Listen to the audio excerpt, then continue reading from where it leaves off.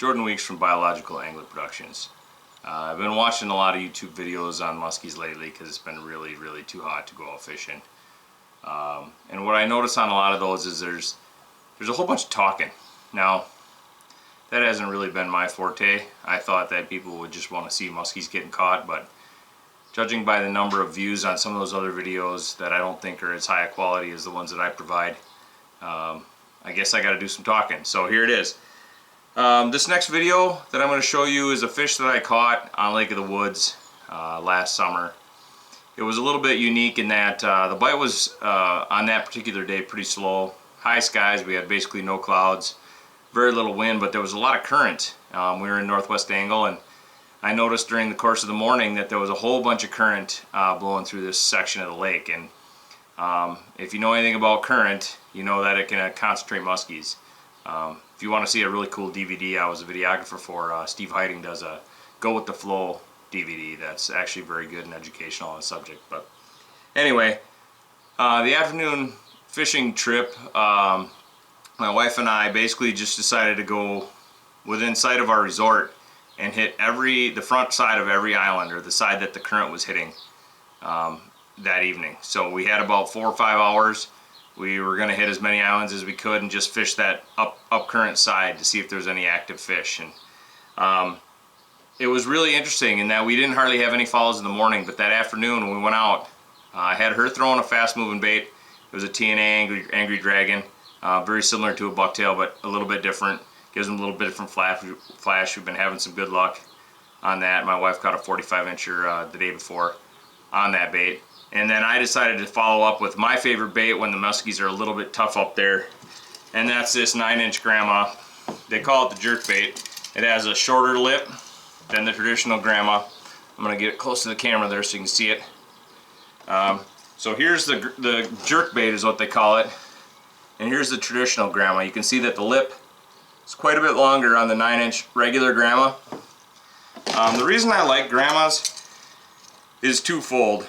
They have a really slow rise rate, in that they're not very buoyant.